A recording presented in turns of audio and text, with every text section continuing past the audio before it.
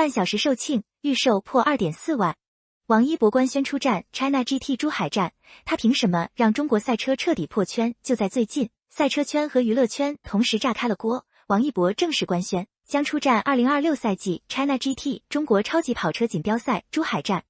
说实话，看到这条新闻的时候，我第一反应是又来了，但紧接着的第二反应是真牛。为什么这么说？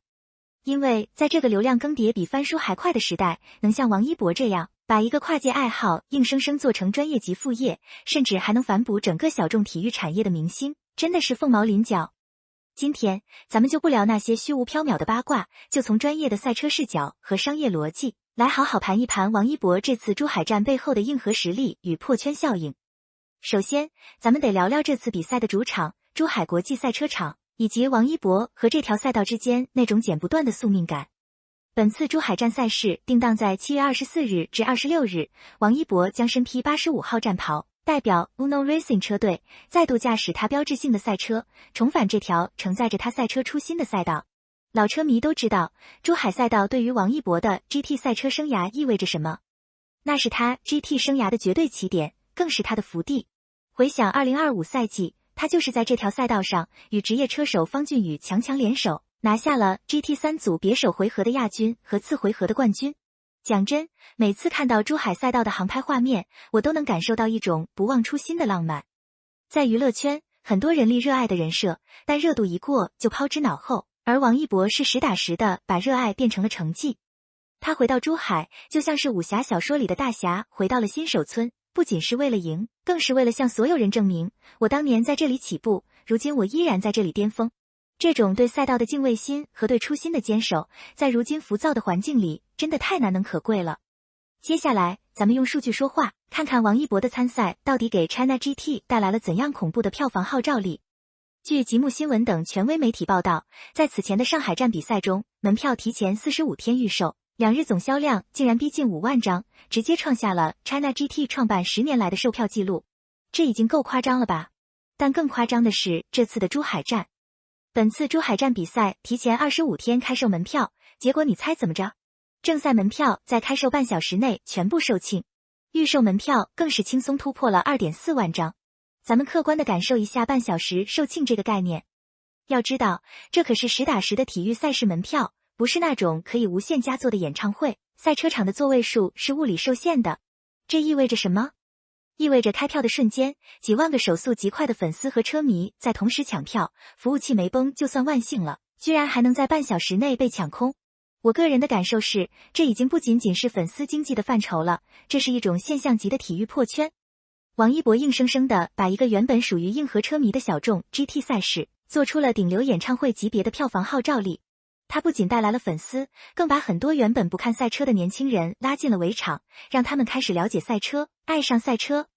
这种将流量转化为流量，将关注度转化为真金白银票房的能力，放眼整个内娱，也是独一份的王一博带来的巨大影响力。不仅国内粉丝和媒体看在眼里，国际赛车界的顶级大佬们也是心知肚明，并且给予了极高的评价。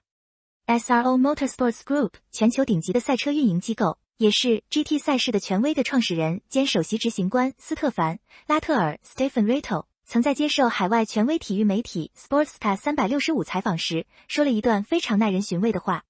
他坦言，说实话 ，China GT 能拥有这么高的人气，很大程度是得益于中国电影明星王一博的参赛。他为赛事吸引了大量大众关注，也让这项赛事顺利发展起来。各位，这段话的含金量极高。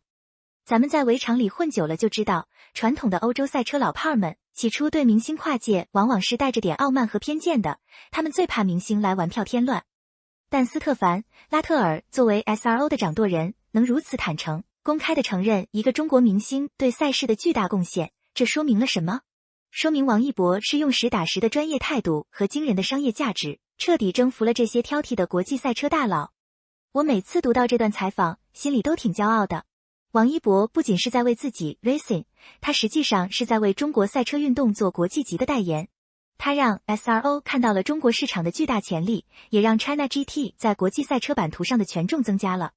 这种互相成就、双向奔赴的合作，才是明星跨界体育最理想、最高级的形态。说到这里，咱们不妨往深了挖一挖，聊聊王一博从2轮摩托车到4轮 GT 赛车的进阶之路，以及他背后那种让人敬佩的职业精神。很多人可能只看到了他在镜头前的光鲜，或者只看到了他买车改车的超能力，但真正懂赛车的人都知道 GT3 级别的赛车有多难开。那没有 ABS 部分组别限制，没有牵引力控制的辅助是具体规则，车内温度高达50-60度，车手要承受巨大的 G 力，还要在高速弯道中精准控制刹车点和走线。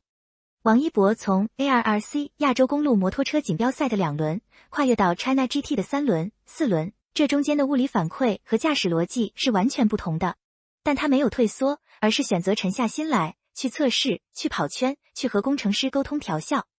我个人的最大感触是，王一博身上有一种极其罕见的专注力和死磕精神。在这个什么都求快、求捷径的时代，他愿意花大量的时间去流汗，去承受身体的极限，去打磨一项硬核技能。当他在驾驶舱里戴上头盔、扣上面罩的那一刻，他不再是那个光芒万丈的大明星，而是一个纯粹的、对速度充满渴望的车手。这种极致的专业主义，才是他最圈粉的地方，也是他能赢得赛车圈内部尊重的根本原因。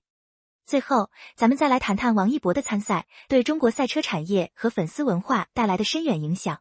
以前，国内赛车场的观众席上，大多是中年男性硬核车迷，但现在，你去 China GT 的现场看看，到处都是年轻的面孔，甚至有很多女孩子拿着相机在拍赛车。